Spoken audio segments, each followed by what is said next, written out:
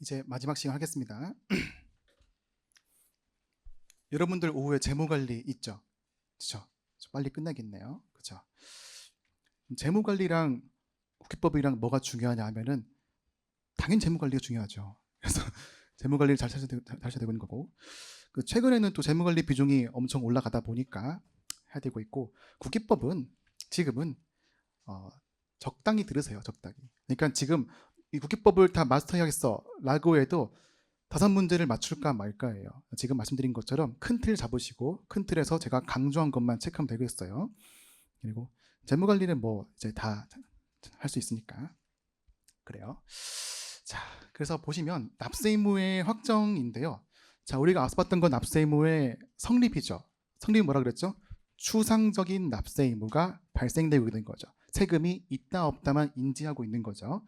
근데 납세 확정입니다. 이는 뭐죠? 그래서 얼마냐? 그래서 얼마예요? 라고 말을 하고 있는 거죠. 구체적인 금액이 발생되고 있는 겁니다.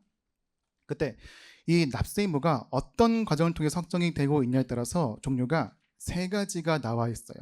일단 첫 번째는 신고 납세가 있고, 두 번째가 정부부과 제도가 있습니다.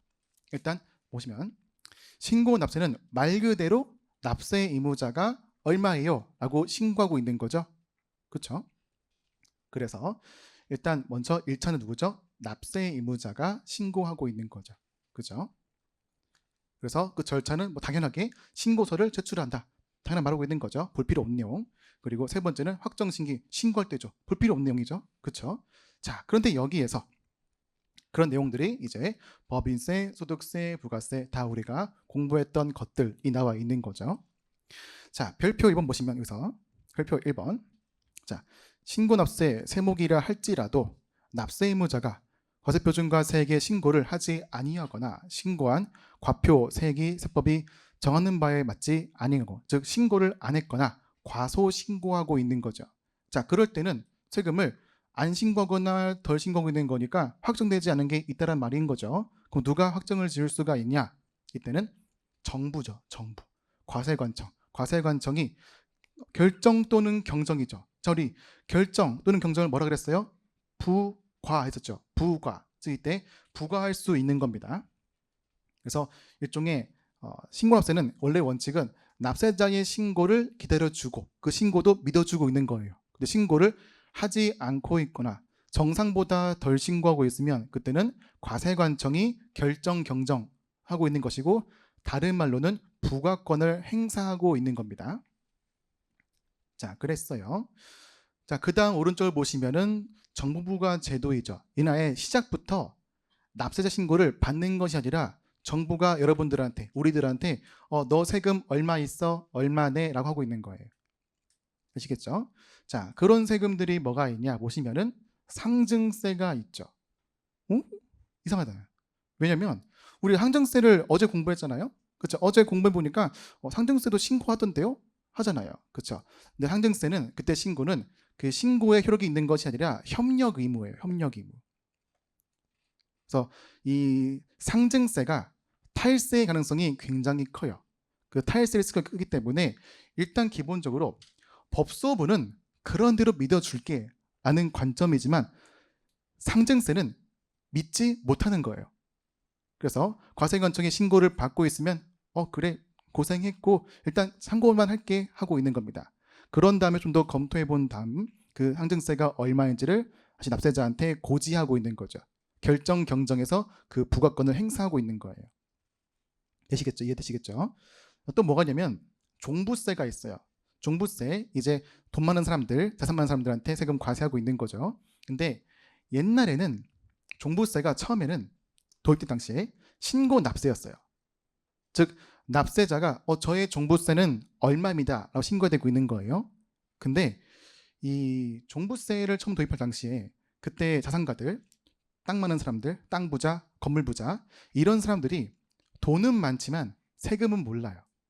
그래서 맨 처음에 신고납세를 도입하다 보니까 난리가 난 거예요. 세금을 신고할 줄 몰라요. 그래서 범법자만 양산되고 있는 거예요. 그러다 보니까 어쩔 수가 없이 이제 법을 바꾸어서 신고납세가 아니라 정부 부과로 바꿔버리고 있는 거죠. 다만 옛날에 처음 도입될 당시의 그 신고납세가 그대로 아직 사라지지 않고 이어지고 있는 거예요. 그게 별표 2번에 있습니다. 자, 보시면 종부세는 납세자의 선택에 따라 신고 납부를 허용한다. 즉 원래 뭐예요? 종부세는 정부 부과인데 선택적인 신고도 가능한 거예요. 근데 자, 상증세도 종부세도 신고를 하죠. 어떤 차이가 있는 거냐?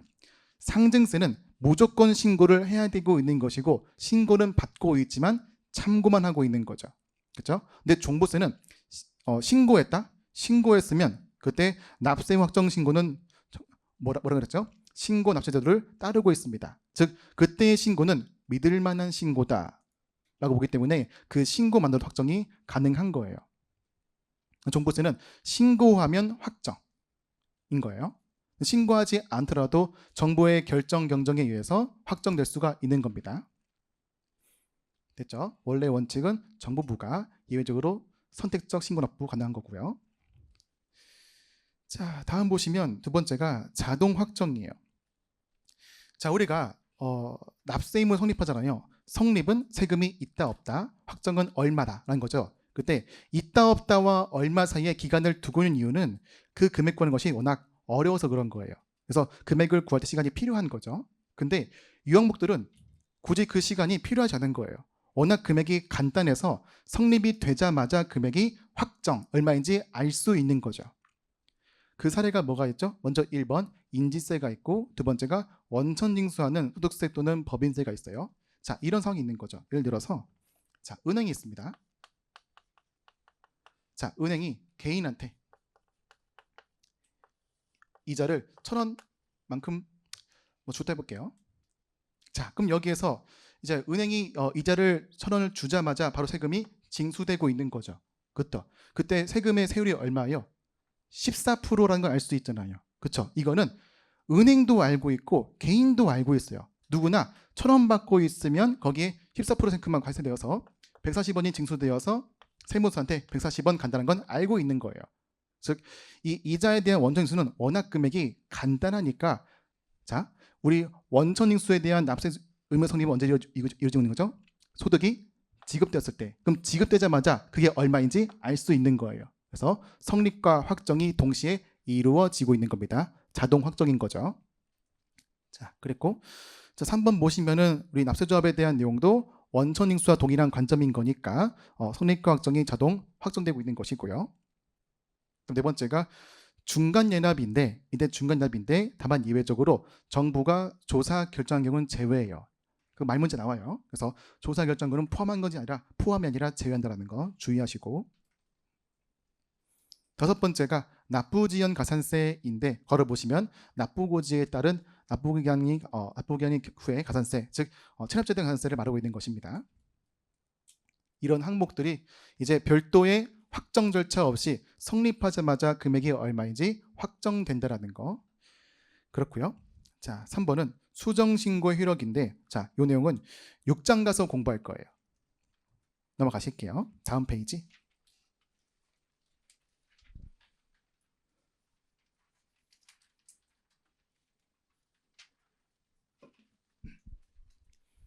자, 다음은 경정등의 효력인데요. 이 경정등의 효력은 내용이 진짜 어려워요. 이걸 설명하려면 1시간 더 있어야 돼요. 이건 거의 세무사의 2차 시험 주제에 가까운 내용들이어서 시험에 안 나오고 있어요. 딱 한 번 나왔어요. 근데 한 번은 이제 그 내용이 이제 그게 2012년 12년이었나 그랬을 거예요. 우리 세법 시험의 난이도가 3가지 있거든요. 첫 번째가 쉬운 연도, 쉬운 시험. 두 번째가 어려운 시험. 세 번째가 2012년이에요. 진짜 어려웠어요. 그래서 그때 국기법은 다 틀려도 이상하지 않은 정도의 난이도였어요. 그게 그냥 나왔던가 그때 좀 헷갈리네요. 근데 아무튼 이 주제는 정말 어렵기 때문에 공부를 하지 마세요. 하지 말고 결론만 암기할게요. 결론만.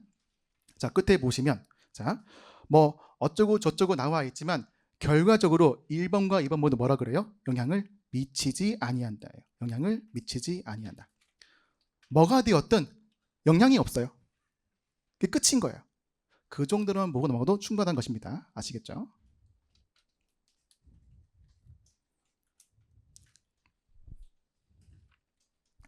됐어요. 이제는 3절 납세 의무의 소멸입니다. 자, 우리 앞서서 성립은 세금이 있다 없다, 확정은 얼마다 하는 거고, 그 얼마였던 세금이 내게 이제 없어지고 있는 거죠. 그래서 세금을 냈든 뭘 냈든지 간에 세금이 납세 의무가 없어지고 있는 것입니다. 그 없어지고 있는 절차, 액션이 총 이제 5가지가 나와 있는 거죠. 첫 번째, 납부예요. 돈 낸 거죠? 돈 낸 거. 두 번째, 충당이에요. 이게 뭐냐면 내가 만약 법인세에서 환급세가 생겼어요. 근데 내가 법인세 말고도 부가세 낼 세금이 있는 거예요. 그러면 그 법인세와 부가세 혹은 작년도에 대한 환급세가 올해 세금을 상계할 수 있는 겁니다. 즉 퉁치고 있는 거죠. 너 줄 거 있고 나 줄 거 있는데 서로 그렇게 하지 말고 퉁치자 하고 있는 겁니다. 그것도 나빠고 있는 거죠. 그래서 이 1번과 2번은 뭐냐면 국가가 돈을 받고 있는 거예요. 국가가 돈을 받음으로써 납세 의무가 소멸되고 있는 겁니다.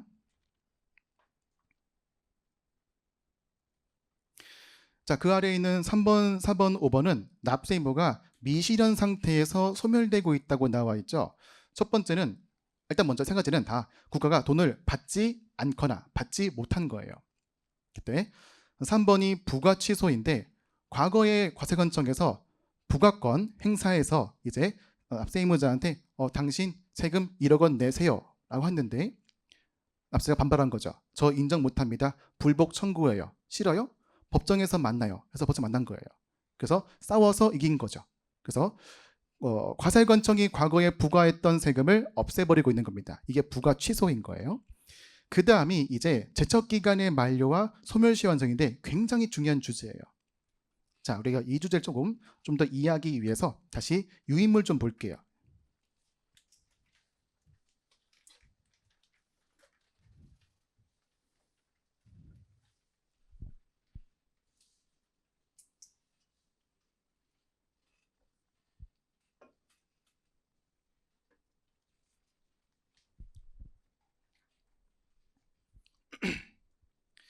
자, 우리가 앞서서 일단 법인세를 신고할 때 봤었죠.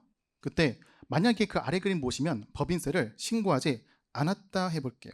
그러면 우리 X1년 12월 말에 납세부가 자동적으로 성립이 되고 있는 거죠. 그럼 거기에 대해 세금이 얼마인지를 원래는 법인 본인이 세금을 신고해야 되고 있는 거지만 신고 안 하고 있는 겁니다. 즉 확정이 안 되고 있는 거죠. 그러면 확정을 안 하고 있는 거니까 원래 신고납세는 1차는 납세 의무자이고 2차는 정부가 확정할 수 있는 거죠. 그래서 1차가 안 되고 있는 거니까 그 다음 순서 2차 정부가 확정짓고 있는 겁니다. 근데 자, 일단 세법은 신고납세는 X2년 3월 말까지는 일단 법인을 기다려주고 있는 거예요. 기다려주었다가 신고를 안 했어요. 그럼 이제부터는 그 다음 턴으로서 이제 정부한테 턴이 주어지고 있는 거죠.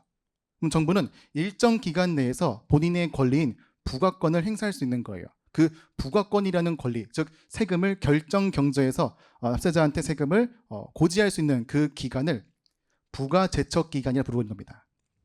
즉 부가권이라는 일종의 그 기간을 쓸 수 있는 카운트다운이 있는 거예요. 그 카운트다운이 바로 부가제척 기간이라 부르고 있는 거죠. 그래서 이런 경우에도 세금을 신고하지 않았지만 그 결정에 의해서 이제 그 납세 의무가 확정되고 있는 거죠. 이해되시겠죠? 자, 아무튼 그래서 첫 번째이든 두 번째이든 위든 아래이든 그 어떤 과정에서 그 납세 의무가 확정되고 있는 거죠. 그 확정된 납세 의무에 대한 세금을 이제 받아야 되겠죠. 그때 만약에 위에 보고 있는 거죠. 이 그림 보시면 자, 이번엔 법인이 신고했어요. 신고해서 확정이 되었습니다. 세금을 안 내고 있는 거예요. 그러면 이제 확정이 된 순간 이제 과세관청은 일종의 채권자이고요. 납세의무자는 일종의 채무자인 겁니다. 채권자와 채무자가 조세 채권을 가지고 있는 거죠. 그럼 이제 과세관청은 채권자로서 채무자한테 돈을 받아대고 있는 거죠. 돈 내놔 하고 있는 거예요. 그 돈 내라는 것이 바로 징수권인 거예요. 징수권. 그 징수권에 대해서 행사할 수 있는 카운트다운 기간이 여기 나와 있는 소멸시효인 거예요. 이해되시겠죠? 우리 채권 보시면 항상 채권은 민법이나 상법에 의해서 소멸시효가 있잖아요. 그래서 그 소멸시효가 경과되고 있으면 대손이 되고 있는 거잖아요. 그렇죠? 그래서 일종의 세금도 조세 채권이에요. 채권이니까 일반적 채권처럼 일종의 소멸시효가 존재합니다. 그래서 일정 기간 내에 받지 않고 있으면 그 채권은 없어져 버리고 있는 거예요. 이해되시겠죠? 자, 정리해 볼게요. 자, 그럼 다시 보시면, 자, 우리가 납세 의무자가 세금이 얼마인지 말하지 않았어요. 얼마라고 신고하지 않았어요. 그래서 과세관청이 참다 못해서 야, 내가 대신 계산할게 라고 하고 있는 거죠. 그래서 그때 세금이 얼마인지 계산할 수가 있는, 즉 부과권을 행사할 수 있는 기간이 뭐라고 그랬죠? 제척기간인 거고, 그렇게 금액이 얼마인지 확정을 지은 다음에 그 금액에 대해서 징수할 수 있는 기간이 뭐예요? 소멸시효인 거예요. 제척기간과 소멸시효.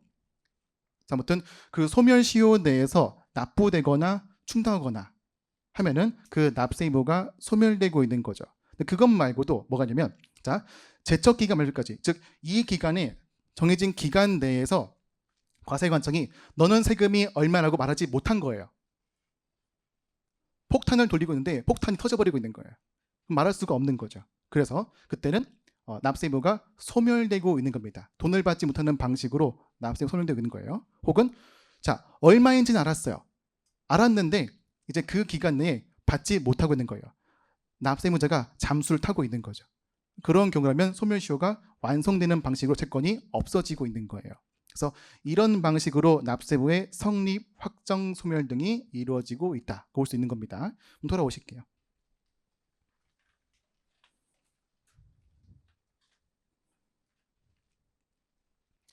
그래서 이런 내용들에 대한 내용들을 다 설명드린 거니까 읽어보실게요. 자, 그래서 먼저 볼 건 국세의 부가제척 기간이에요. 즉 부가권을 행사할 수 있는 카운트다운 말하고 있는 거죠.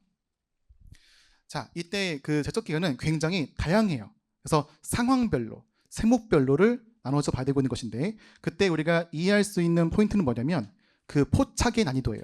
포착의 난이도에 따라서 그 기간이 달라지고 있는 거예요. 과세관청이 제 세금이 있는데 세금 신고 안 했네라는 것을 어떻게 알 수가 있냐? 알 수 있는 난이도에 따라서 그 기간이 달라지고 있는 겁니다. 첫 번째, 일반 세목. 우리가 공부했던 뭐 법소, 부가 있는 거죠. 자, 그런 경우에는 일반적인 경우에는 5년. 두 번째가 무신고한 거예요. 무신고는 7년. 부정행위로 인한 국세와 가산세는 10년이에요. 5년, 7년, 10년. 5년, 7년, 10년. 이렇게 암기하시고.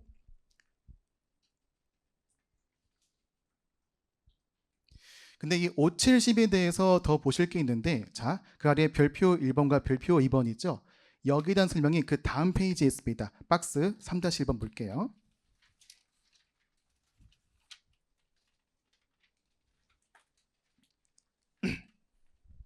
자, 먼저 이 그림 좀 보시면, 자, 우리가 일단 기본적으로 일단 국세의 제척 기간은 5년이었죠. 5년. 그렇죠? 그래서 우리가 X1년도에 어떤 법인 세금을 신고했습니다. 신고했는데 그때의 과표가 마이너스 200원이에요. 결손금이 생기고 있는 거죠. 그렇죠? 그럼 이제 X1년도에서 법인은 저는 결손금이 200원이니까 세금 안 낼래요라고 신고하고 있는 거예요. 그러면 보세요. 이때 내가 신고한 거는 X2년 3월 말이죠. 그렇죠? 이때 그럼 납세부가 확정되고 있는 거죠. 그래서 확정된 것에 대해서 이제 과세관청이 이 결손금은 잘못된 거라고 하고 있는 것은 5년 내에서 해야 되고 있는 거예요. 근데 그 5년 동안 과세관청이 이거는 잘못된 결손금이라고 말하지 않고 있는 거예요. 그래서 일단 제척기간이 경과되고 있는 거죠. 그럼 경과되고 있으면 과세관청은 말할 수가 없는 거예요. 자, 그랬다가 X11년도에 이 법인이 각사소를 300원으로 신고한 상황이 되고 있어요. 근데 이제 이 법인이 세금을 줄이기 위해서 X1년도에 결손금을 끌고 온 다음에 공제를 받고 있는 거예요. 자, 그러면 제척기간이 경과한 결손금 때문에 지금 X11년도 소득이 감소되고 있는 거죠. 세금을 줄이고 있는 거예요.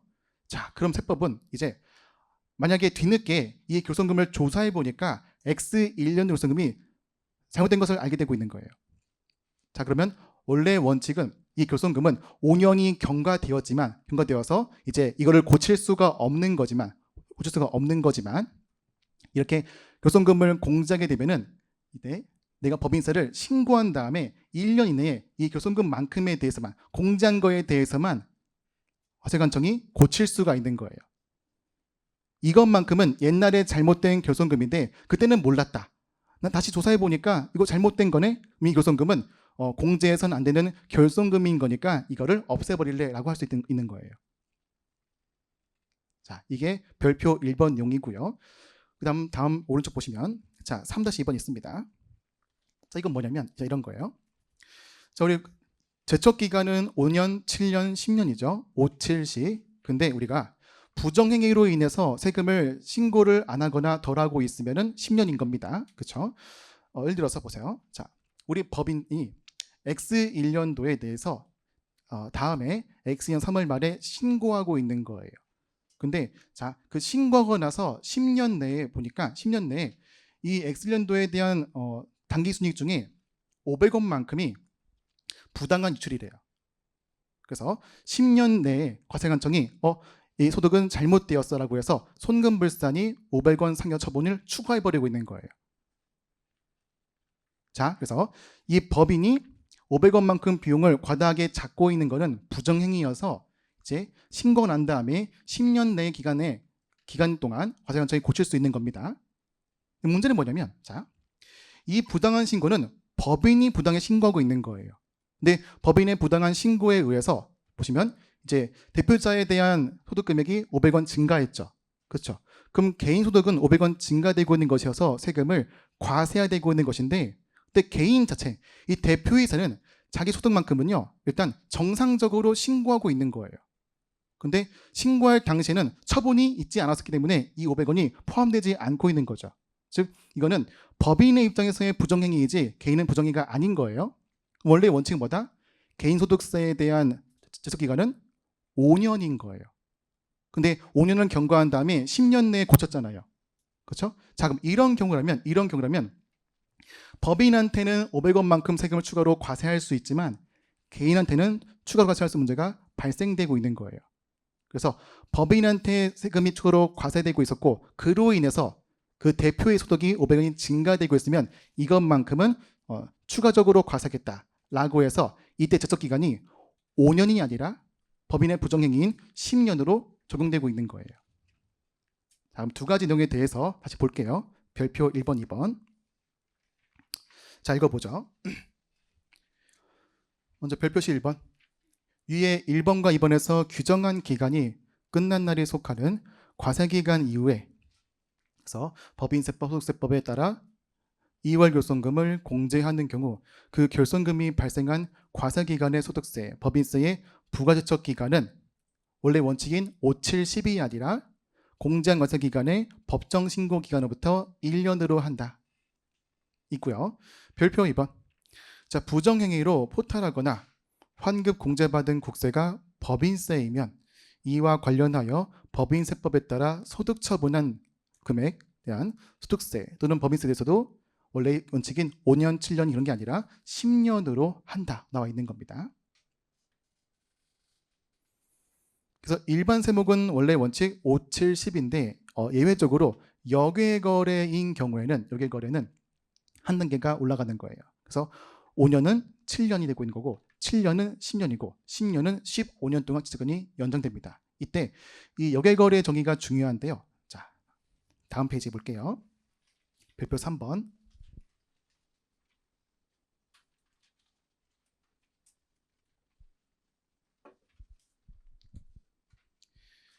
일단 먼저 이 역외거래와 국제거래는 다른 거예요.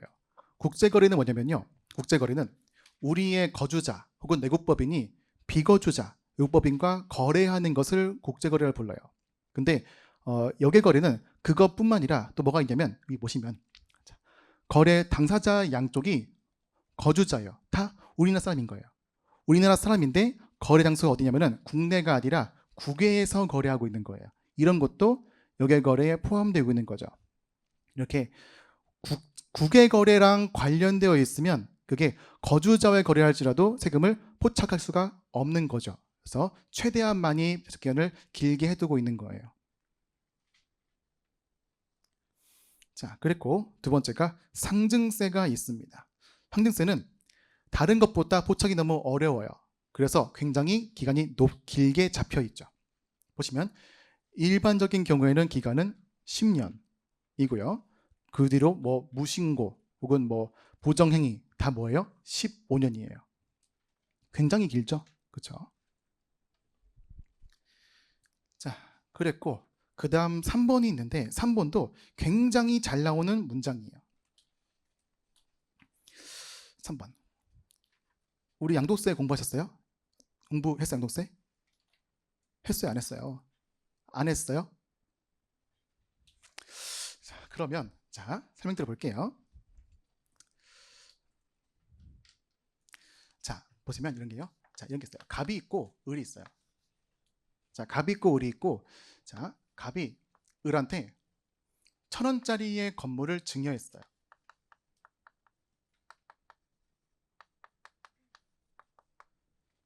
근데 이게 맨입으로 공짜로 주게 못하니까 이 갑이 원래 이 거래하기 전에 이 건물을 가지고 담보 차입한 게 400원이 있대요.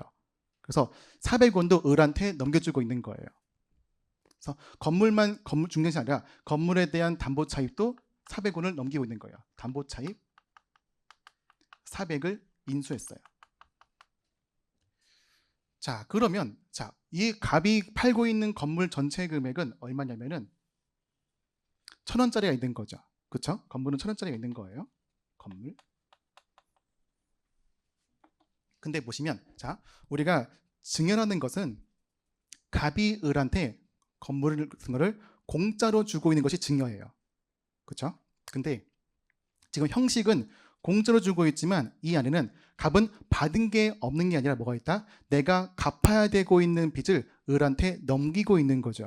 그렇죠? 그럼 사실상 갑은 400원만큼을 돈 받은 다음에 빚을 갚은 것 같은 거예요. 그래서 400원은 뭐다? 무상이 아니라 유상거래인 거예요. 이해되시겠어요? 근데 우리 양도세에서의 양도 일정이 뭐냐면 유상으로 거래한 거예요. 그래서 1,000원이 전부 증여한 게 아니라 이 중에 400원만큼은 담보차익 400원만큼은 얘는 양도로 보고 있는 것이고 그리고 나머지 600원만큼만 증여로 보고 있는 거예요. 그래서 하나의 건물 안에서 양도 거래와 증여 거래가 같이 있는 것을 부담부 증여라고 부르고 있는 거예요. 이해되시겠죠? 자, 그러면 자, 먼저 이 증여세. 증여세는 누가 내요? 수증자죠. 수증자 누구죠? 을이죠. 그렇죠? 그래서 을이 세금을 낼 거예요. 두 번째는 양도예요. 자, 양도는 건물을 판 사람이 내고 있는 거예요. 그렇죠? 양도세의 납세 의무자는 갑인 거죠. 그렇죠? 자, 그런데 자, 이 상황에 대해서 자, 이 부담부 증여 거래를 이 을과 갑이 무신고한 거예요. 무신고했어요. 자, 그러면 우리 먼저 을의 세금 증여세이죠. 증여세는 기간이 언제까지인 거예요? 15년이죠. 그렇죠? 무신고니까 15년. 근데 양도세는 얘는 일반 세목이죠. 뭐예요? 5, 7, 10, 15잖아요. 그래서 뭐죠? 7년인가 7년. 부정이니까 10이 되겠네요. 자, 10이 되겠네요. 자, 7에서 뭐 10년이 할게요. 이렇게. 그러면 이제 같은 거래인데 하나는 15년이고 하나는 7 또는 12년인 거예요. 이러니까 뭔가 안 맞고 있는 거죠. 항상 인간은 대칭을 맞추는 그런 본능이 있잖아요. 그런 것도 있겠지만 아무튼 자, 하나의 거래에 대해서 증여세를 과세할 수 있는데 양도세 과세 못한다? 좀 뭔가 이상해요. 그래서 이때 부담부 증여는 양도세를 과세하고 있는 거래이지만 이때만큼 제척기간은 일반적인 것이 아니라 이 15년을 가져와서 15년으로 한다라 나와 있는 겁니다. 이해되시겠죠? 굉장히 잘 나오는 문장이에요. 다시 볼게요. 자, 어떻게 나오냐? 정말 치사해요. 보면 자, 부담부 증여에 따라 증여세와 함께 양도세가 과세되는 경우 그때는 이게 원래 문구가 증여세에 대한 기간을 따른다잖아요. 이걸 바꿔서 양도세에 대한 기간을 따른다고 되어 있어요. 그럼 틀린 말인 거예요. 이해되시겠죠? 그래서 가장 긴 쪽으로 맞춘다. 이렇게 이해할게요. 그냥 긴 쪽으로. 자, 됐고 그 다음 참고는 넘어가시고 자, 기본적인 원칙은 제척기간은 5, 7, 10, 15 상등세는 10, 15이죠. 근데 여기에 더 붙여서 특례가 또 있어요. 이 항목들은 포착 난이도가 극상인 거예요. 극상. 굉장히 어려워요. 그래서 어떻게 해야 한다? 자, 중간 보시면 안날부터 1년 이내이죠. 즉 10년 경과하고 15년 경과하더라도 그게 20년, 30년이 지났다 하더라도 세무서가 인지하고 있으면 바로 1년 내에 과세를 때릴 수가 있는 거예요. 근데 1년 이내인데 언제까지? 상속인, 증여자, 수증자가 사망했어요. 죽을 때까지인 거예요. 죽을 때까지 세금을 숨기고 있어 무조건 과세한다 하고 있는 거죠. 다만 모든 걸 과세한 걸 방지하기 위해서 그들은 재산가액이 50억 이하인 것은 제외한대요.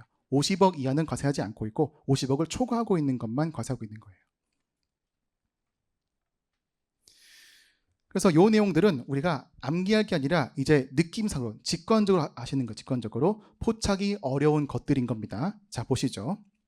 자, 제3자의 명의로 되어 있습니다. 제3자의 명의로 되어 있으면은 우리가 확인이 안 되고 있는 거죠. 그래서 포착이 어렵다. 그래서 알기만 하면 1년 내에 과세할 수가 있는 거죠. 두 번째, 자 보시면 이런 거예요. 이게 뭐냐면, 자 우리가 상속인이 있고 피상속인이 있잖아요.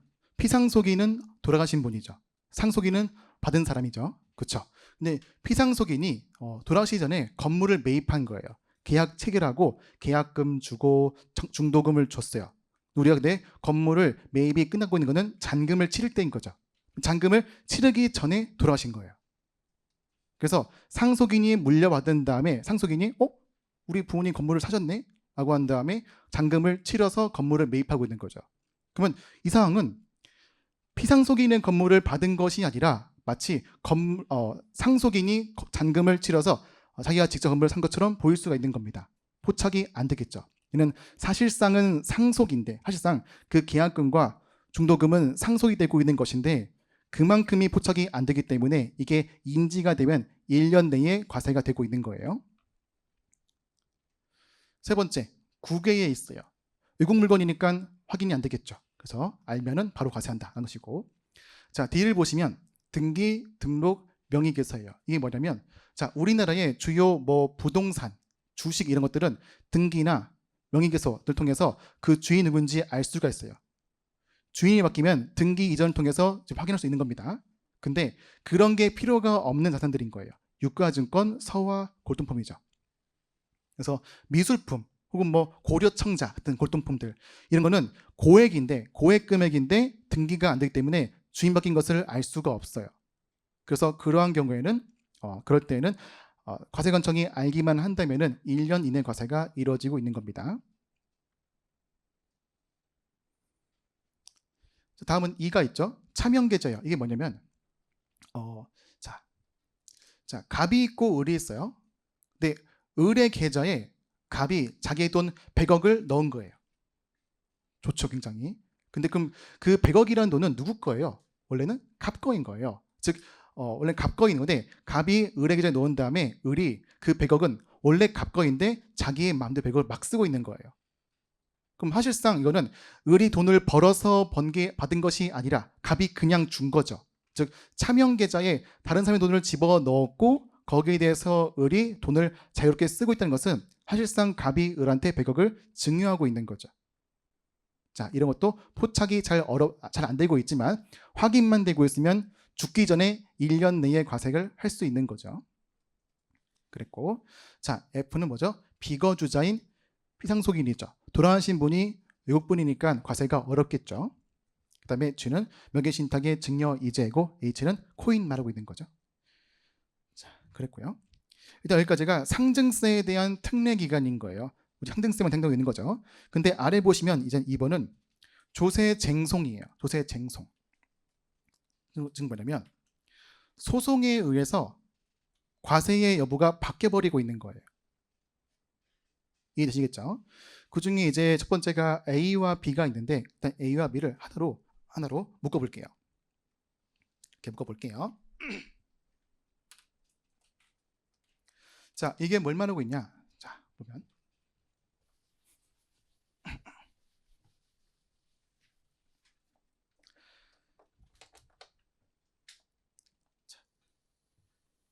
쭉 긁고 X1년 이렇게.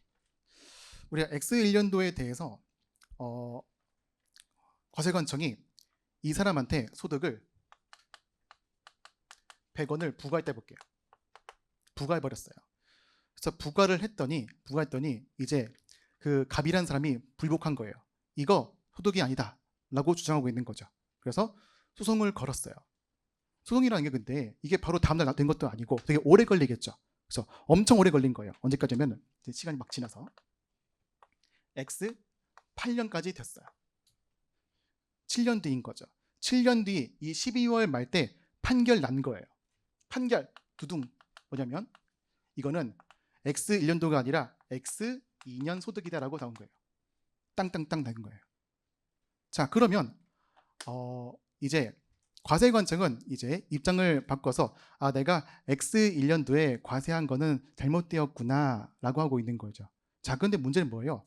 우리가 이제 부과권을 행사하고 있는 거는요, 과세를 한다도 행사이지만 부과를 취소하고 있는 것도 행사예요. 그렇죠? 근데 대척 기간이 경과되고 있으면 취소도 할 수 없는 거예요.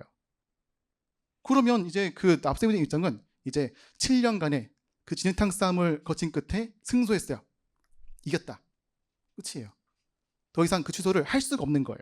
그러니까 과세도 부과권 행사인 것이고 취소도 부과권 행사인 건데 이미 기간이 경과되었으니까 취소도 할 수가 없는 거죠.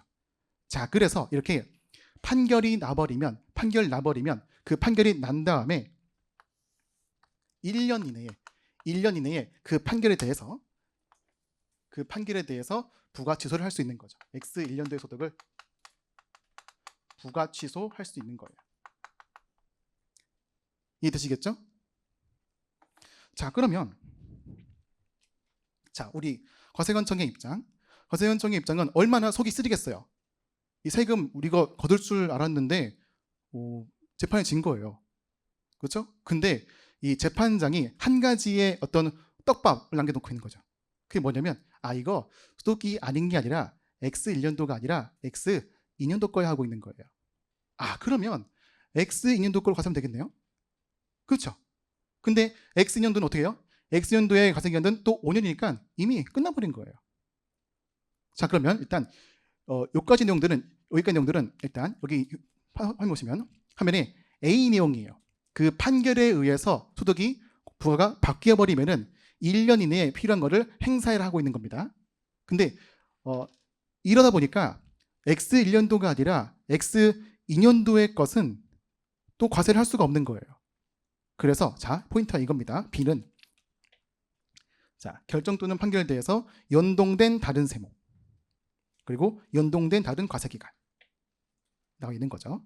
연동된 다른 세무, 연동된 다른 과세기간. X 1년도에 부과 취소되었어? 그럼 X 2년도에서 부과를 해야겠죠. 근데 이게 없으면은 X 2년도는 그 소송의 대상이 아니기 때문에 부과할 수가 없는 거예요. 그래서 관련된 부과를 더 할 수 있도록 이제 B가 추가되고 있는 거죠. 그래서 이 그림에서 X 1년도의 부과 취소는 우리가 A에 의해서 할 수 있는 것이고 이제 X 2년 소득에 대해서 부과할 수 있는 거는 B에 대해서 이루어지고 있는 거예요. 그렇죠? 정상적이었다면 X년도 소득은 저축 기간이 경과가 되었겠지만 지금은 판결에 의해서 X1과 X2가 바뀌고 있는 거니까 X1 부과가 취소되었으면 이와 연동되고 있는 X2년에 대한 소득이 과세가 되고 있는 거죠. 이 상황인 겁니다. 됐고요. 다음 페이지. 그래서 그때는 결정 또는 판결이 확정된 날부터 1년인 거예요. 근데 잘 보시면 이제 앞으로 보는 것들의 대부분이 다 1년, 1년인가 1년, 1년 이렇게 판결 등이 이루어지고 있으면 그 판결에 의해서 결과가 바뀌었다? 그럼 바뀐 거에 대해서 1년 내 처분을 해야 되고 있는 거예요. 이해되시겠죠? 그래서 보시면 C를 볼게요. 형사소송법상의 판결이 선정된 거예요. 그래서 뭐가 됐냐? 내가 뇌물을 받고 있는데 뇌물이 적발되었어요. 그럼 뇌물 받은 것에 대해서 깜빵 가야겠죠. 근데 그거는 그 뇌물에 대한 어떤 범법 행위에 대한 내용인 것이 과세 문제는 아닌 거예요. 근데 그 소송행위에서 그 사람 소득이 100원이 뇌물이 추가되고 있는 거죠. 그 소송에 대한 뇌물이 확인되고 있는 거니까 그 뇌물에 대해서도 1년 내에 기타소득으로 과세할 수가 있는 겁니다. 근데 보시면 이 C는 뭐가 없어요? 연동된 어렵죠. 연동된이 없죠. 연동된 다른 세모 혹은 연동된 과세기간 그게 안 나와 있는 겁니다. 그래서 위에 있는 A와 B만 연결되어 있는 것이고 C는 별도령이 따로 없는 거예요. 자, 그럼 D예요. D는 상호와 비인데 이거는 국조법에 나와 있는 내용인데 그런 게 있다 정도로 보시고 말게요. 상호와 비는 그냥 합의도 마찬가지로 판결과 유사하다라고 해서 1년 이내에 되고 있는 거예요. 자, 그리고 E와 F는 경정 청구죠. 자, 이런 뭐예요? 경정 청구는 이제 과세관청한테 납세무자가 저 과거의 세금을 많이 낸 것 같아요. 그래서 돌려주시기를 요청합니다 하고 있는 거죠. 그렇죠? 그런 경정 청구는 청구받은 날부터 1년인 게 아니라 2개월이에요. 2개월이에요. 판결은 1년이고 경정 청구는 2개월이에요. 조심할게요.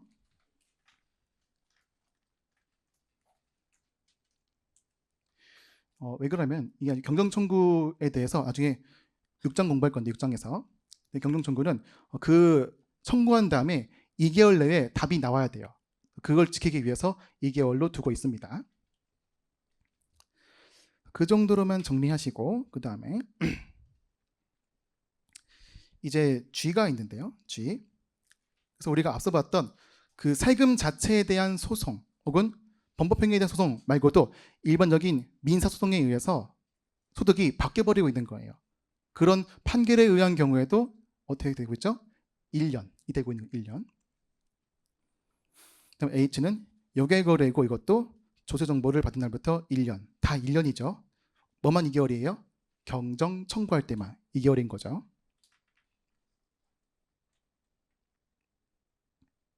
되셨죠? 자, 그 다음 또 3번도 있어요. 이는 실질과세 관련이 되어 있는데 이 상황도 한번 그림을 설명드려 볼게요. 자, 이런 거예요. 여기다 해볼까요? 여기다.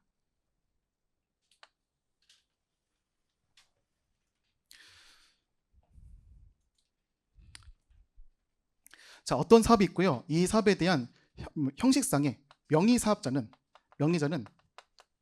갑이에요.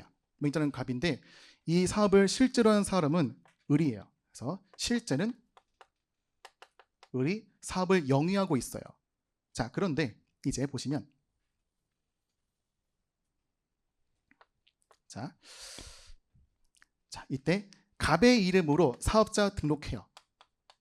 등록하고 이 기간에 대해서 이제 부가세를 신고하죠. 신고한 다음에 이 부가세 신고하자마자 사업 끝난 다음에 이때 폐업해버려요. 폐업. 자, 그런데 이제 과세관청이 보았더니 이거는 이 갑이 신고한 거는 잘못된 신고였던 거예요. 그래서 원래 세금이 한 200원인데 100원만 신고한 거죠. 그래서 너는 이제 세금을 100원 더 내야 돼라고 다시 부과권을 행사하고 있는 겁니다. 그게 보시면 자, 신고하고 나서 5년 이내에 부과권을 행사하고 있는 거예요. 그래서 이때 100원만큼을 추가로 부과하고 있는 거죠. 이해되시겠죠? 여기까지는. 그렇죠? 자, 그럼 이제 갑이 어떤 방법으로 이거를 항변할 수가 있냐? 나 사실 바지예요. 나 핫바지예요. 저는 이름만 빌려준 거 있는 거고 이건 내 것이 아닙니다. 하고 있는 겁니다. 자, 그래서 갑이 불복해요. 불복해서 소송을 제기하죠. 갑이 소송 제기해요. 자, 그렇게 해서 이제 이 시점에 드디어 판결 나왔습니다. 판결. 두둥. 또 뭐예요? 이거는 갑이 아니라 을 매출이다. 그거 보고 있는 거예요. 그래서 갑은 납세 의무가 없고 을은 납세 의무가 있어. 하고 있는 거예요. 자, 그렇게 해서 우리가 앞서 보았던 규정에 의해서 판결 나고 있으면 어떻게 해요? 하고 있으면 이때부터 1년인 거죠. 이때부터 1년 이내에 을에 대해서 부과를 취소할 수 있는 거죠. 그렇죠? 근데 또 이제 과세관청은 참지 못하죠. 참을 수가 없어. 어떻게 해요? 이제 갑한테 과세를 해야 되고 있는 거죠. 근데 갑은 죄송해요. 거꾸로 했네요. 자, 갑이죠, 갑. 갑이죠. 을이에요. 자, 그럼 을한테 과세를 해야 되고 있는 거예요. 그럼 을한테는 이제 과세를 해고 싶은데 못하죠. 왜죠? 5년이 경과했잖아요. 기간 경과해버리고 있는 거예요. 그래서 이런 방식으로 명의자랑 실제를 바꿔버린 다음에 걸리면은 소송을 막 걸어버려요. 소송을 장기화해버리고 있죠. 그래서 기간을 엄청 늘려버리고 있는 거예요. 그래서 그런 방식의 세금을 피하는 것을 방지하기 위해서 실질과세에 의해서 판결되고 있는 경우도 판결 나고 나서 이제 1년 이내에 을한테 부과를 할 수 있게 하고 있는 것입니다. 이해되시겠죠?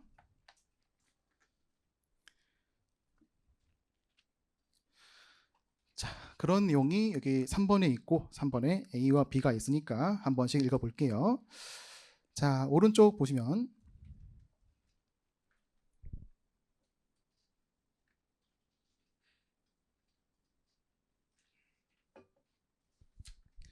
자, 오른쪽은 제척기간의 기산일이죠.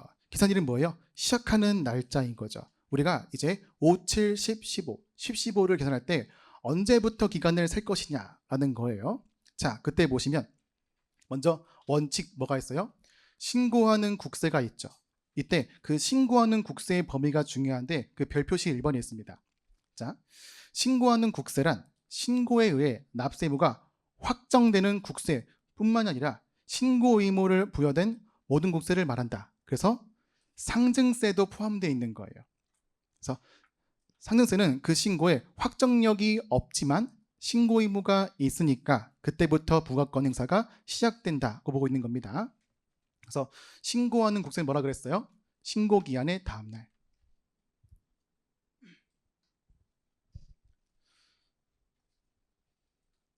자, 그리고 다시 별표 2번 볼게요. 별표 2번. 자, 이때 신고하는 국세라는 것은 뭐냐면요. 확정 신고 기한의 다음 날이래요. 그래서 뭐가 없다?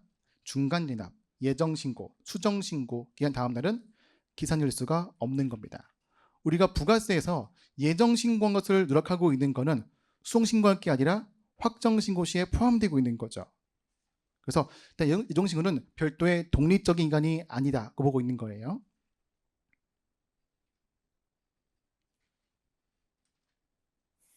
자, 두 번째는 종부세이죠. 종부세는 납세 의무 성립일로 한다.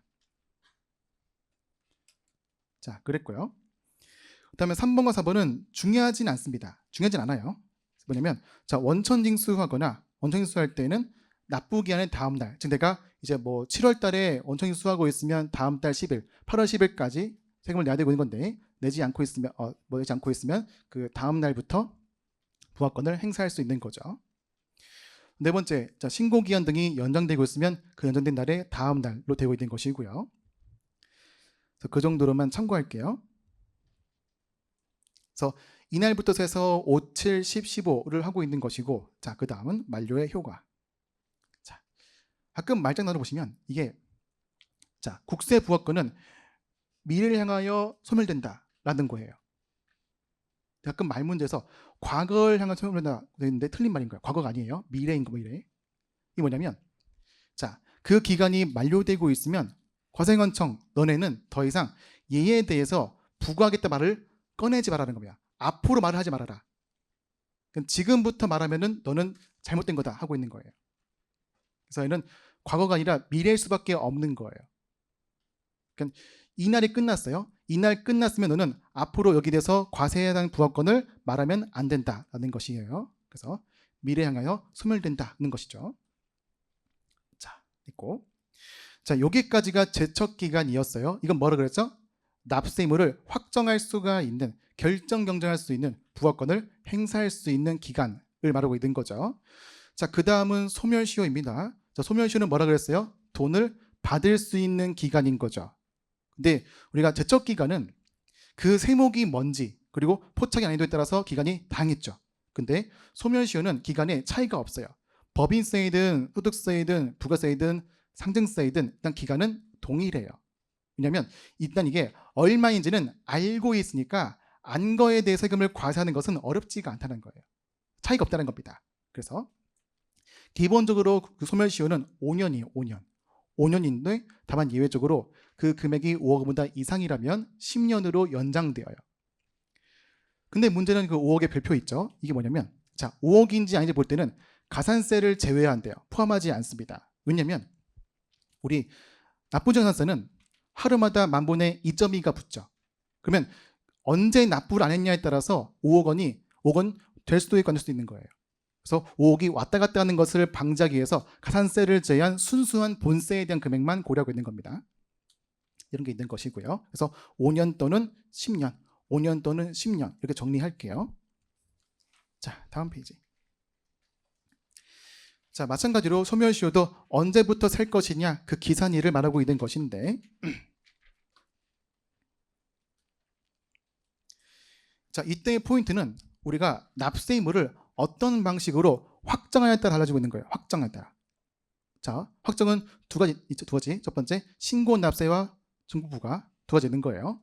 자, 1번 보시면 자, 과표와 세액의 신고에 의하여 납세부가 확정되는 국세의 신고한세인 거죠. 즉, 신고 납부 세목이고 신고하고 있는 거예요.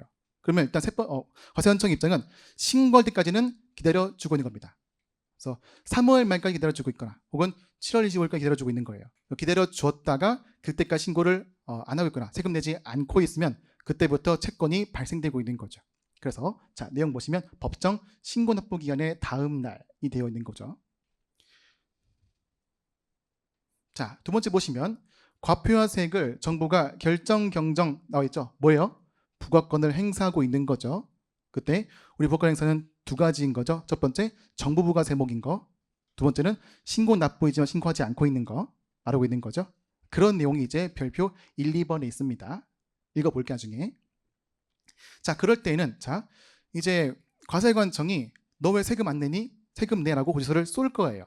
그럼 그 고지서에 의해서 7월 말까지 세금을 내세요라 하겠죠. 그러면 7월 말까지는 기다려 주는 거예요.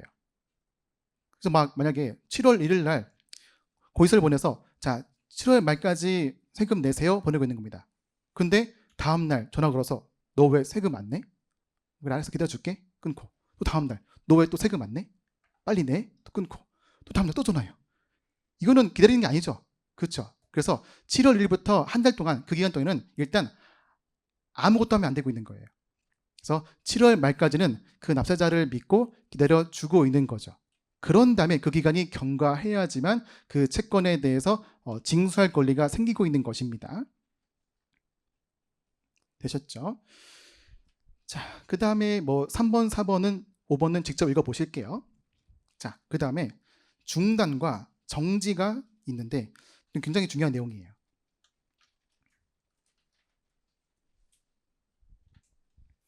자, 제척기간은 중단과 정지가 없습니다. 얘는 소멸시효만 있는 거예요. 그래서 이 중단과 정지를 잘 구분할 줄 아는 것을 많이 문제되고 있고요.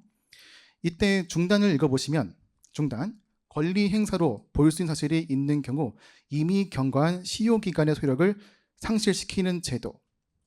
뭔 말이야? 할 수 있겠죠. 자, 이런 거예요. 사실 이게 제가 이걸 설명드리면 좀 그렇긴 한데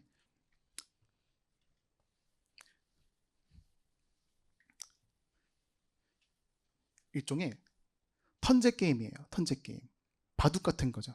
더 말하면 저도 한창 게임 좋아해가지고 저는 좋아한 게 이제 하스스톤 이런 게 있어요. 뭔지 아시죠? 카드 게임 같은 카드 게임. 그래서 내가 카드를 내고 상대 카드를 기다리는 거죠. 혹시 저는 애니 안 보는데 애니 좋아하시면 유이왕 같은 게 있는 거죠. 이게 뭐냐면 이제 과세관청과 납세의무자가 서로 턴을 주고받고 하고 있는 거예요. 그래서 이제 먼저 납세자가 나는 세금 내지 않겠어 하고 있는 거죠. 그럼 과세관청이 그래 그럼 나는 첫 번째 스킬인 납부고지를 하겠어. 그래서 선을 마친다 하고 있는 겁니다. 지금 뭔가 액션을 취하고 있는 거예요. 그렇죠? 그 액션을 취하고 있으면 근데 그게 뭐냐면 하스톤 할 줄 알면은 제 비유가 딱 이해가 될 텐데 뭐냐면 이런 거예요. 우리 항상 바둑이든 카드게임이 오든 제한 시간이 있어요. 소위 말해 밧줄을 태우고 있는 거죠. 그래서 항상 우리가 일정 시점 내에 뭔가 액션을 취해야 되고 있는 거예요. 그래서 내가 납부고지를 했어요. 끝냈어요. 그러고 나서 다시 턴이 돌아왔습니다. 그럼 턴이 돌아올 때 남은 시간은 원래 남은 시간이 아니라 처음부터 초기화되고 있는 거죠. 그렇죠? 즉 뭐냐면 중단이라는 것은 내가 어떤 액션을 취하고 있는 거예요. 액션을 취하고 있으면 이제 그 다음에 기간은 소멸시효가 다시 돌아오고 있는 겁니다. 이해되시겠죠? 그래서 이 사유가 4가지가 있는데 이 4가지 모두 이제 과세관청이 세금을 체납하고 있는 것에서 세금을 징수하게 하고 있는 여러 가지 액션들이에요. 나쁘고지 정중하게 안녕하세요 세무서입니다. 세금을 내십시오 하고 있는 거예요. 독촉 조금 화가 나고 있는 거죠. 왜 안 냄? 빨리 냄 하고 있는 거예요. 세 번째는 교부 청구예요. 이건 뭐냐면 사실 중요하지 않은데 이제 그 다른 뭐 이런 세금을 안 낸 사람들이 세금 안 내겠어요? 빚도 많겠죠. 그렇죠. 그래서 이제 빚이 밀린 거를 이제 채권자가 압류하고 있거나 혹은 이제 국세 말고도 지방세가 압류하고 있거나 하고 있으면 국세가 이제 말하는 거예요. 나 한 입만 하고 있는 거예요. 나 한 입만이 교부 청구인 거예요. 자, 4번은 압류인데 이거는 초필살기 같은 거죠. 그래서 너가 세금을 안 내? 내가 안 하려고 했는데 이제 막 시계 풀고 이제 모래주머니 풀고 왼손에 있는 그 스킬을 발동하고 있는 거예요. 그게 마지막 압류예요. 딱지를 붙이고 있는 거죠. 이렇게 그 4가지의 액션에 의해서 세금을 징수하고 있는 거예요. 그게 이렇게 액션을 하고 있으면 세법은 과세관청 너는 할 만큼 했구나. 그럼 너가 뭔가 하고 있으니까 이제부터는 그 납세자의 턴을 기다려보자라는 거예요. 근데 납세자가 고지를 받고 나서 나는 몰라 하고 무시해버리고 있는 거죠. 그럼 다시 턴이 돌아온 다음에 그 과세관청은 다시 일정 소멸시효 내에서 다음 행동을 할 수가 있는 거예요. 자, 그럼 포인트는 뭐죠? 포인트는 초기화예요. 초기화. 내가 어떤 액션을 취하고 있으면 그 5년, 10년 소멸시효는 다시 원상태로 돌아온다. 맨 처음에 납세자 세금을 안 내고 있으면 5년 동안 납부고지하고 있는 거예요. 그런 다음에 납부고지 후에 또 그 내용을 씻고 있으면 그러면 그 다음 행동을 다시 5년 내에 할 수가 있는 거예요. 이해되시겠죠? 자, 그런 상황. 자, 두 번째는 정지예요. 정지는 포즈예요, 포즈. 일시정지예요, 일시정지. 그래서 일종의 과세관청과 납세자가 싸우고 있는 건데 갑자기 납세자가 잠깐 하고 있는 거예요. 잠깐 배가 아파요. 그러면 뭐 다른 이슈가 있어요. 그래서 정상적으로 과세관청과 붙을 수가 없는 거예요. 그럼 어떻게 하냐? 자, 5년이 경과되고 있는 중에 이런 사유가 발생되고 있는 거예요. 우리가 이제 운동 경기할 때 이제 뭔가 상황이 발생되고 있으면 시간이 멈추잖아요. 그걸 말하고 있는 거예요. 얘는 이제 시합 자체가 안 되기 때문에 그 경과되는 기간을 잠깐 멈추고 있는 겁니다. 자, 그러면 중단과 어떤 차이가 있어요? 중단은 어떤 액션에 의해서 턴이 끝난 거예요. 근데 정지는 뭔가 액션을 취하기 전에 그냥 그 판 자체가 잠깐 멈추고 있는 거예요. 이해되시겠죠? 자, 그래서 그런 거 보시면 이 1번, 2번, 3번 등이 있는데 자, 체크해 볼게요. 먼저 분납이 있어요. 분납. 그리고 납부고지의 유예. 그 다음에 또 압류매각의 유예, 연부연납 등이 있죠. 이건 뭐예요? 납세자가 세무서님 제가 세금 내고 싶은데 돈이 조금 없으니까 나누어서 낼게요. 혹은 좀 이따가 낼게요 하고 있는 거죠. 그래서 과세관청이 그래 알았어 봐줄게 하고 있는 거죠. 그럼 이거는 공식적으로 과세관청이 봐주고 있는 거예요. 근데 그런 경우에는 그땐 소멸시효가 잠깐 멈출 뿐이지 이거는 과세관청이 액션을 취한 게 아니에요. 과세관청이 왜 돈 안 내? 빨리 내라는 게 아니잖아요. 그렇죠? 이거는 그냥 납세자가 자발적으로 어떤 걸 말하고 있는 것이어서 과세관청이 멈춘 것에 불과한 거예요. 그래서 이때는 자, 소멸시효가 초기화가 안 돼요.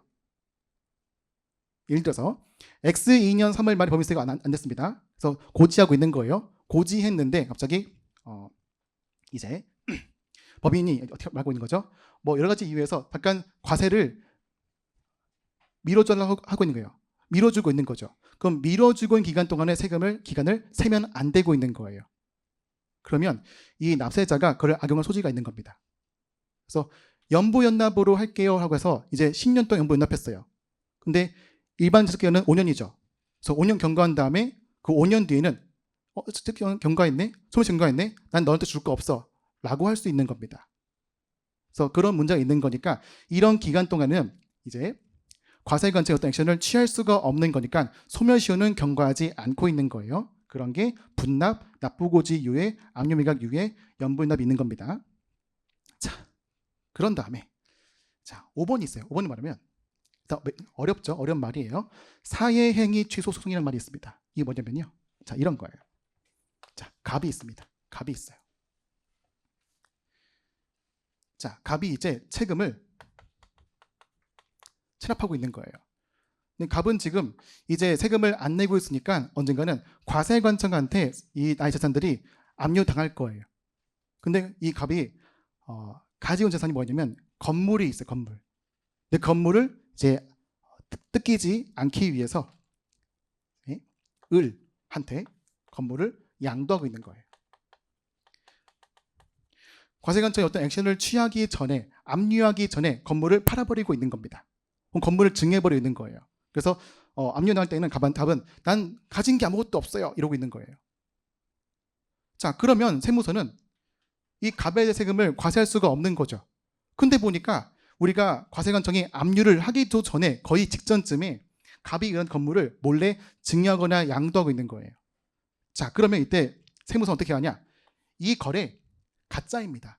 이 거래 짜고 친 거예요. 그래서 이 거래를 재판장님 취소해 주세요라고 소송을 걸고 있는 거예요. 이게 뭐다? 사행위 취소의 소송이라는 거예요. 그래서 이 거래는 실제 어떤 정상적인 양도 거래인 것이 아니라 갑이 세금의 압류를 회피하기 위해서 을과 짜고 치고 있는 겁니다 라고 하고 있는 거예요. 이해되시겠죠? 그럼 이제 이 소송이 진행되고 있는 거니까 소송이 결과가 짜고 친 거야 혹은 아니야 라는 결론이 나올 때까지 기다려야겠죠. 그렇죠? 그 소송 기간 동안에는 그 소멸시효는 세지 않고 있는 겁니다. 일단 멈춤인 거예요. 소송 동안에는 과세관청이 부과권을 행사할 수가 없으니까 잠깐 기간을 멈추고 있는 거예요. 그랬다가 소송 결과 이거 짜고 친 거야. 이 양도 없는 걸로 할래. 라고 하고 있으면 그러면 그때부터 소멸시효가 계산되고 있는 거예요. 그럼 그 기간 내에 건물을 압류하면 되고 있는 거죠. 이해되시겠죠? 자, 그런 게 있습니다. 자, 그런데 마지막 6번이에요. 6번. 자, 이번엔 체납자가 국외에 있죠. 국외에 6개월 이상 체류하고 있어요. 즉 뭐냐면 세금을 징수해야 되고 있는데 이제 체납자가 과세관청님, 세무사장님, 제가 잠깐 해외 출장이 있어요. 출장 기간은 1년 동안입니다. 그럼 일단 세법은 세무서는 일단 봐주고 있는 거죠. 일단 봐줄게. 돌아와서 얘기하자 하고 있는 겁니다. 그래서 출장 가고 있으면은 과세를 하기가 좀 어려울 수 있으니까 근데 출장인 동안에 소멸시효가 세지면은 안 돌아오겠죠. 그래서 그 기간 동안에는 멈춰주고 있는 겁니다. 자, 그랬어요. 자, 그래서 일단 효과는 읽어보시고 이제 별표 1번과 2번이 있습니다. 자, 별표 1번. 자, 다음의 사유로 압류를 즉시 해제하는 경우는 제외한다. 이게 뭐냐면요. 우리가 압류는 과세관청이 세금을 징수하기 위해서 재산을 가져오고 있는 거죠.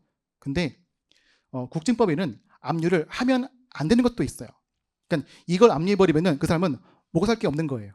그런 게 있거나 혹은 그 사람 게 아닌데 다른 사람 거를 압류한 것도 있을 수 있겠죠. 그렇게 압류한 거는 정상적인 압류가 아니에요.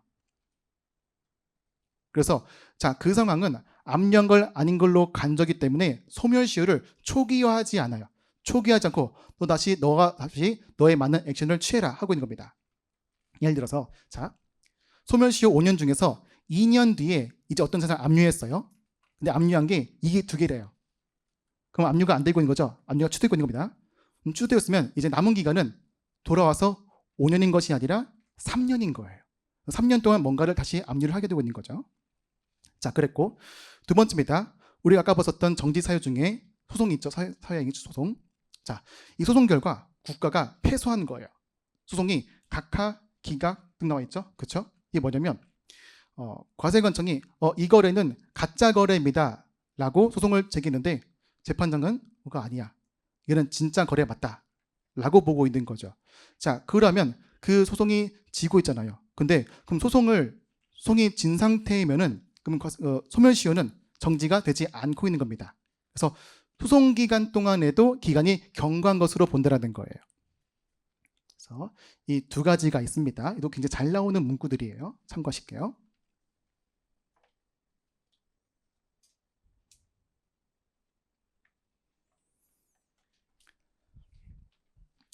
자, 4번 소멸시효 완성의 효과인데요. 읽어보죠. 자, 징수권의 소멸시효가 완성되면 기산일에 소급하여 징수권이 소멸된다. 자, 얘는 미래가 아니죠. 우리 부가권의 제척기한은 미래에 향하여 소멸되고 있는 거죠. 근데 징수권은 과거예요, 과거. 즉, 얘가 옛날에 발생되었던 채권이 없어지고 있는 거예요. 그래서 그 말 자체가 미래일 수가 없는 거예요. 이해되시겠죠? 그래서 과거를 향하여 과거를 소급하여 소멸된다고 있는 것입니다. 그런 소멸되고 있는 것은 강제징수비나 이자도 마찬가지로 소멸되고 있는 것이고요. 됐습니다. 자, 그리고 4번은 이 두 개를 비교하고 있는 건데 최근은 그게 잘 나오는 주제는 아니긴 한데 아주 읽어볼게요. 나중에 읽어보시고 다만 그 맨 밑에 있는 참고를 좀 볼게요. 자, 참고 의미는 뭐냐면 예를 들어 볼게요. 자, 우리가 개인 사업자예요. 소득세를 이제 X1년 소득세를 X2년 5월 말에 신고 납부했습니다. 그런 다음에 5년이 경과했어요. 근데 한 X8년쯤에 내 X1년 소득이 세금을 덜 신고한 걸 알게 돼버린 거예요. 그 사람 눈물 흘리고 있는 거죠. 애국자거든요. 그래서 애국자여서 내가 지금 세금을 내야 되고 있는 건데 세금을 못 내버렸어. 그래서 울면서 세무서에 간 다음에 다름이 아니라 저 죄인 고발하겠습니다. 그래서 어떻게 하냐면 내가 X1년도에 세금을 덜 낸 게 있으니까 이거를 지금이라도 납부할게요 하고 있는 거예요. 그럼 세무서 입장은 뭐죠? 세무서 답변은 돌아가세요 하고 있는 거죠. 그래서 뭐냐면 자 볼게요. 채권 특성상 납세자가 시효의 이익을 포기할 수 없대요. 즉 스스로 포기할 수가 없는 거예요. 내가 제척 기간이 경과였다 하더라도 경과한 뒤에 내가 스스로 포기해 세금을 더 낸다 하더라도 더 낼 수가 없는 겁니다. 아시겠죠? 자, 그런 내용이 있다는 것입니다. 자, 여기까지가 3장이었어요. 가장 중요한 파트가 지나갔습니다. 자, 됐고요. 자, 그 다음은 4장 보겠습니다.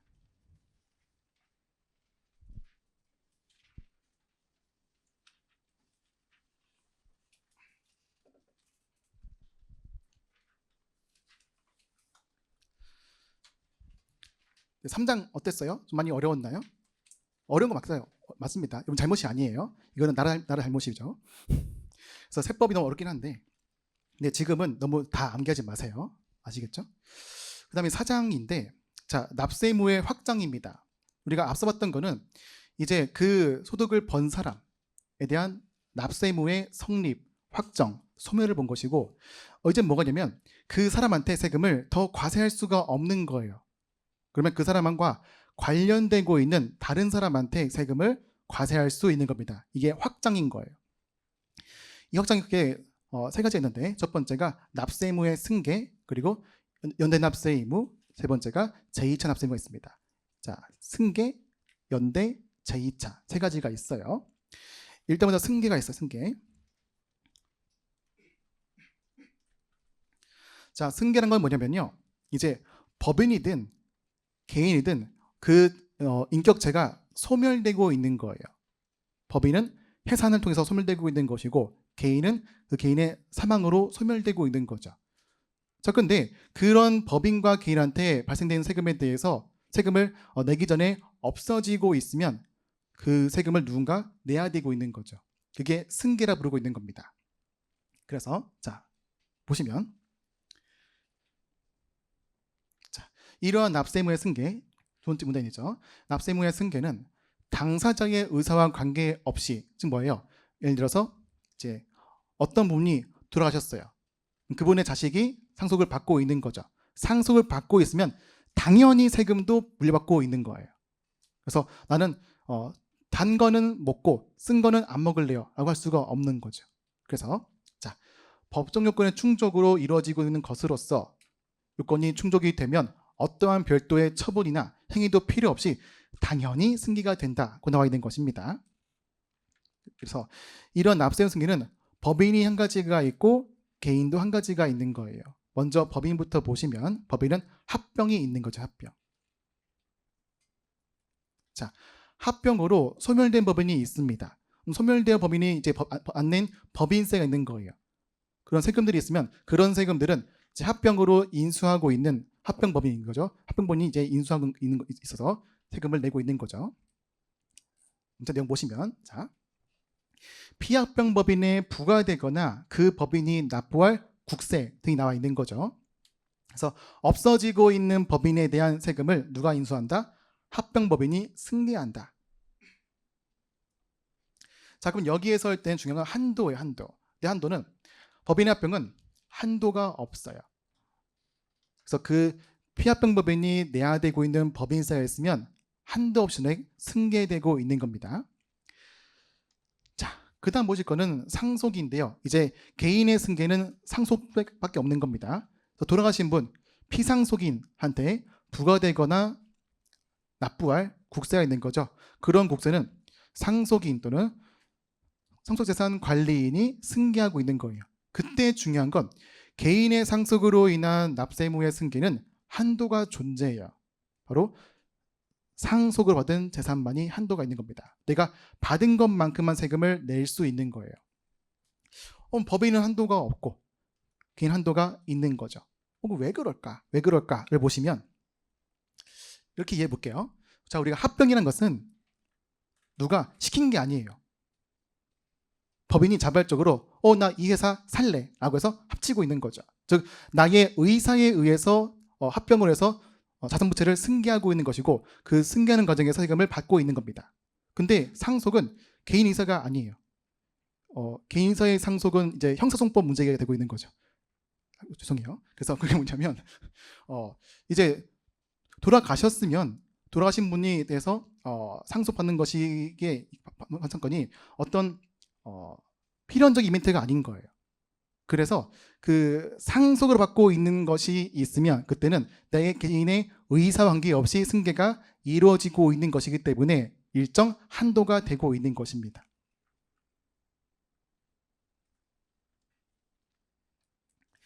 자, 그럼 여기에서 그 승계하고 있는 세금은 어떤 세금들이 있냐 보시면요. 밑에 보시면, 자, 성립된 국세는 그 확정 여부에 관계없이 모두 승계한대요. 즉 우리가 구체적인 납세무가 있는 것이 아니라 추상적으로 세무가 있는 경우에도 승계가 되고 있는 거죠. 이해되시겠죠? 성립한 체크해 볼게요. 성립된 국세. 이거 체크해 볼게요.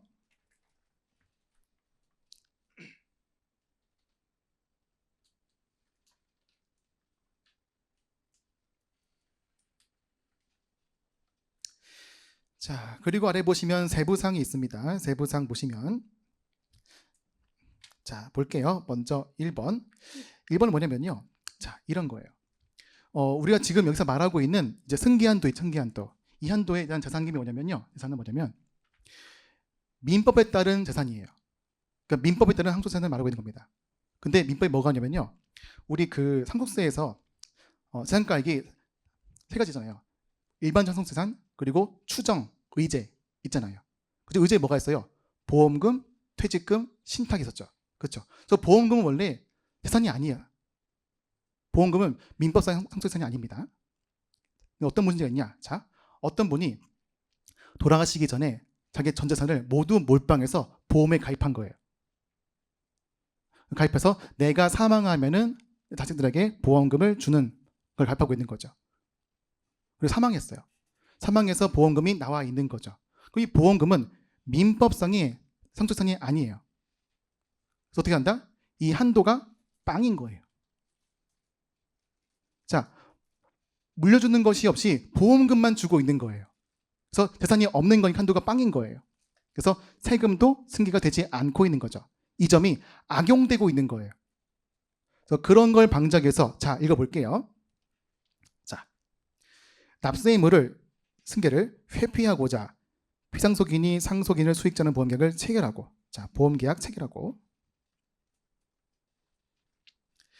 상속인은 민법에 따라 상속을 포기한 것으로 인정. 상속을 포기했어요. 자, 상속인이 상속을 포기하고 있으면 상속인은 없는 겁니다. 근데 없는 건데 그때는 상속 포기자가 사망보험을 받는 때에는 상속 포기자를 상속인으로 본다고 나와 있는 거죠. 그래서 보험금으로 우회해서 상속명세를 방지하기 위해서, 그걸 방지하기 위해서, 주는 것을 방지하기 위해서 그 납세 의무의 승계를 본다. 즉 보험금도 재산을 보아서 한도에 포함되고 있다고 나와 있는 것입니다.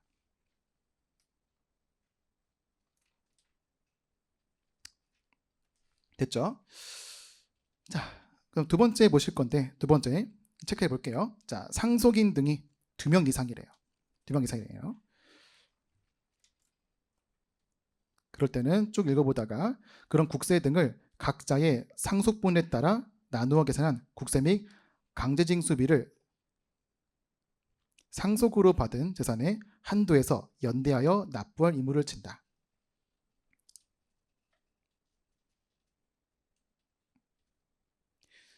자, 이렇게 정리하겠습니다. 다음은 3번과 4번인데 이것도 읽어볼게요. 자, 됐고요. 자, 그 다음 페이지를 보시면 이제 연대납세 의무인데 좀 시간이 애매하네요. 그렇죠? 보통 이럴 때는 10분을 일찍 끝내는지 뭐 10분을 더 할 수는 없으니까. 그렇죠? 자, 그러면 일단 기본적인 여기 있는 1번만 볼게요. 1번. 자, 연대납세 의무입니다. 이게 뭐냐면은 쉽게 말해서 이제 여기 사람들이 통나무를 들고 있는 거예요. 이게 뭐냐면 자,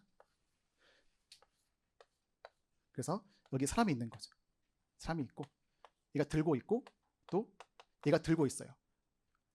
또 여기 들고 있고 근데 여기 한 명이 가만히 있는 거예요.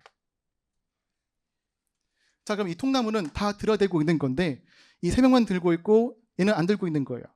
그럼 얘는 힘들어 죽겠죠. 나 죽어 들어줘 하고 있는데 얘는 뭐 귀파면서 뭐라는 걸 하고 있는 거예요.